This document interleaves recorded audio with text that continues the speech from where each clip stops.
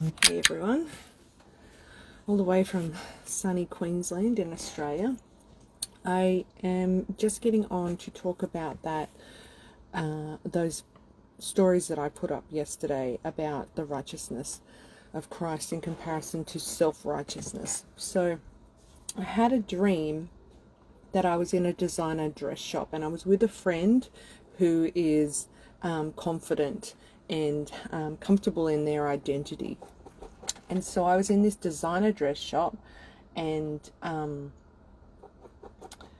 she had her little girl with her, which would mean that she's carrying her assignment with her. So she's already confident in her identity, she's carrying her assignment, and so it's a representation of those that are already confident in their identity and carrying their assignment. This is where we're meant to be going.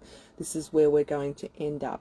It's about our identity in Him, the righteousness of Christ in us, and it is out of that comes our assignment. So she was a representation of where the body of Christ is supposed to be moving. And so I'm in this designer dress shop, and so designer dresses would be things that are specifically made for one person. So it's a one person only thing. It only fits one person. It's only for one person. There were heaps and heaps of dresses in this designer dress shop.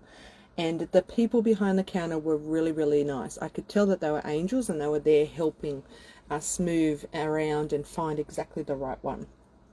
So I'm looking at all these dresses and I could only find one that actually suited me. I remember thinking in the dream, there is only one dress here that I would wear. There's only one dress here that would fit me, that would suit me, all this sort of stuff. So I carried this one dress around. And so I had this one dress, and I had to have my phone for my identification. So that's important. So a phone is usually your connection with God. It's like a line of connection of intimacy with the Lord. And so I had to have it for my identity, to prove my identity, to be able to try on the dress. It wasn't about buying the dress, it was about trying on the dress. And so I remember thinking, I can't go to the counter to even try on this dress because I didn't have my phone, which is my connection with the Lord, which is intimacy with the Lord, which is supposed to be my identity. And so for my ID purposes, to show that I actually had passed the first part of the where we're supposed to be, where the foundation is of our identity in Christ and our intimacy with the Father and the Lord, I could then try on my assignment. I could then put on my assignment. There was one particular thing specifically for me. It was custom built for me, but I could not and I would not be able to handle trying on this outfit without my identity being in that place.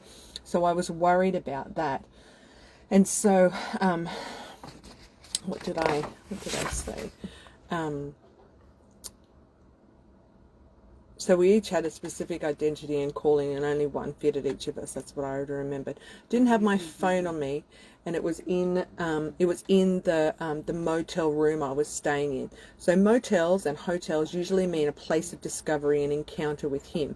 So it was through that place of discovering Him and encountering Him that I actually found my identity in Him, because through the intimacy and knowing Him, I gathered up my identity in Him. And so it was in my motel room, and I was thinking, it's in my motel room, I'm going to have to go and get it. Then my husband and my sons, which is that earthly connection that I had, came and brought my phone to me. But they didn't just hand me my phone, they handed me a bag of my clothes. And they said, here you go. And I was like, why are they handing me a bag of clothes?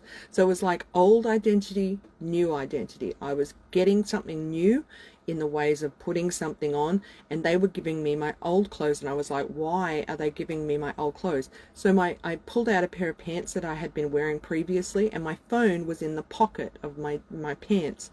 And it was like my identity had been in the old stuff. So it was like self-righteousness compared to the righteousness of Christ. So self-righteousness is that place where I looked it up. So righteousness is the moral rightness and acceptability, especially before God. It points to a person's holiness and purity in heart and action, which can only come through intimacy with Him. You can't make that happen.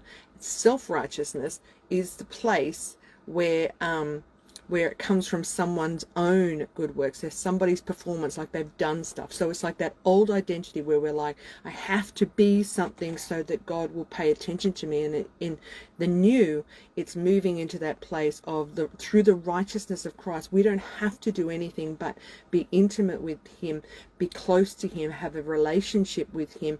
And through that place, then everything else comes. And so, they gave it to me.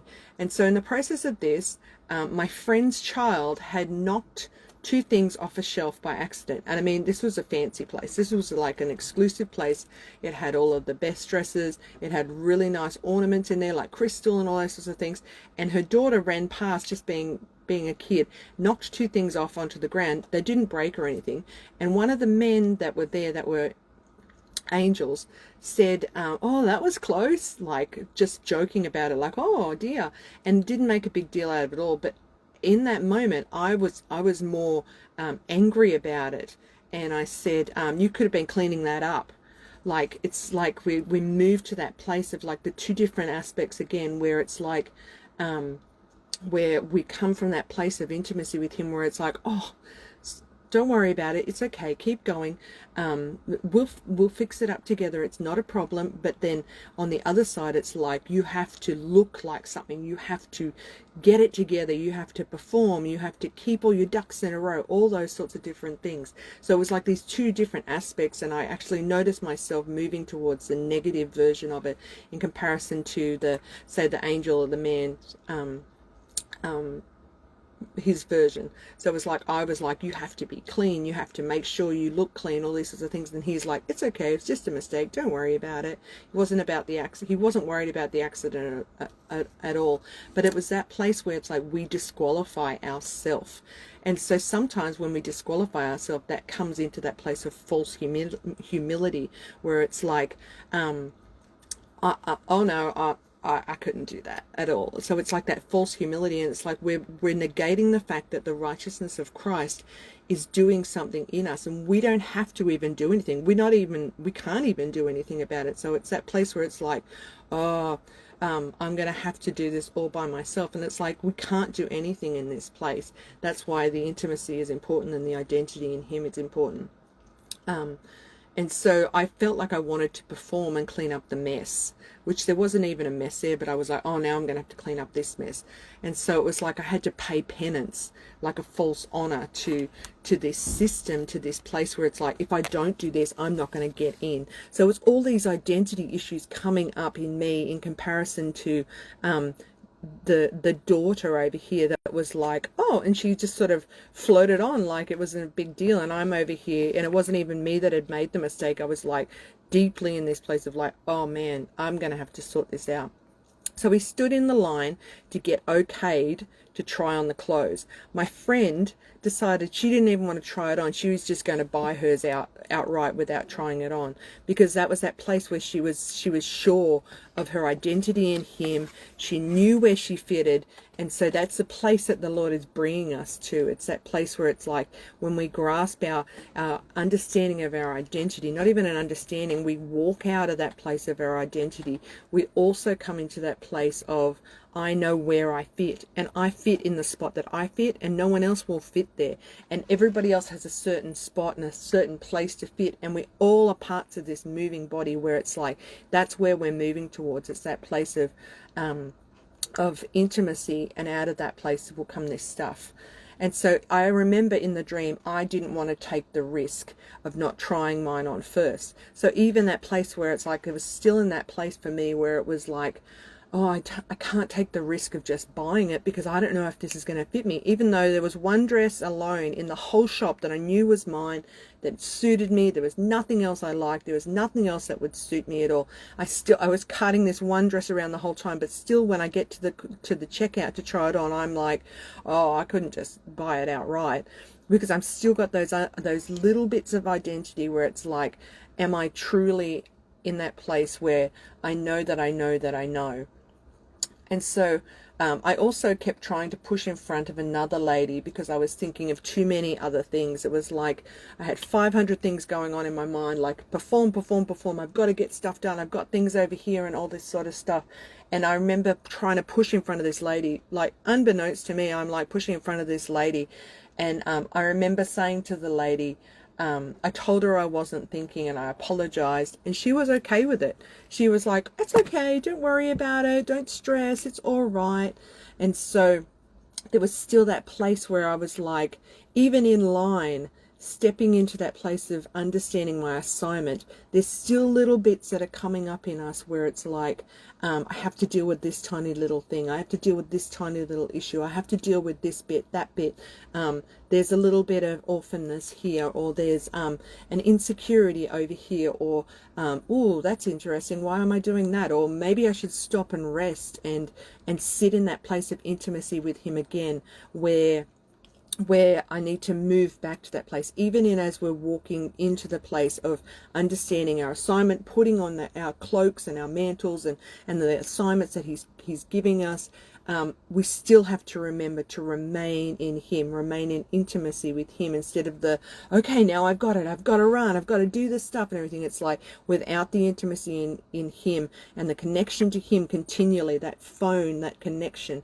And we all know what connection with a phone is, that we all have phones 24/7 with us. So it's like this total connection. It's connection to the whole world, the whole everything that's going on. And so it's that place where it's like we have to understand that the intimacy is so important right now. And I keep plugging it out and saying intimacy is important. God's talking about intimacy at the moment. It's really on his heart right now. And it's not that old version of like, yeah, I'll pray for 5 minutes in the morning with the Lord, or I'll read my Bible, or I'll sing worship songs to him randomly. It's like this day by day, moment by moment, inch by inch, as we step forward into these things. It's like, is this right? Is this wrong? What should I do here? Oh, that pokes something. What's that, Lord? It's that place of intimacy. And in that place of intimacy, that will become the place of intimacy, because we'll become so used to him being in us and interacting with him in us that we'll be able to walk things out properly. So hopefully that helps. It was like such a big understanding and revelation for me when I got that last week about some things. And so, yeah, hopefully that helps. Remember that that's who you are. You are the righteousness of Christ. There's nothing you can do to earn that. And you need to walk in the place of intimacy with him first before that stuff happens. That's probably why some of the releasing isn't happening at the moment for some of us, because we're not walking in the intimacy first, because that is number one priority.